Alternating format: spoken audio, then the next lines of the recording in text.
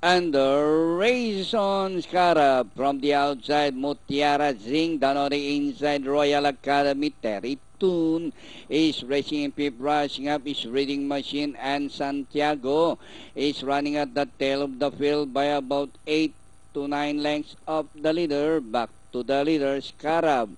By a length and a half, Royal Academy in second, Mutiara is racing in third by a length, and racing in fourth, getting closer now is Reading Machine, Terry Tunsing, and Santiago.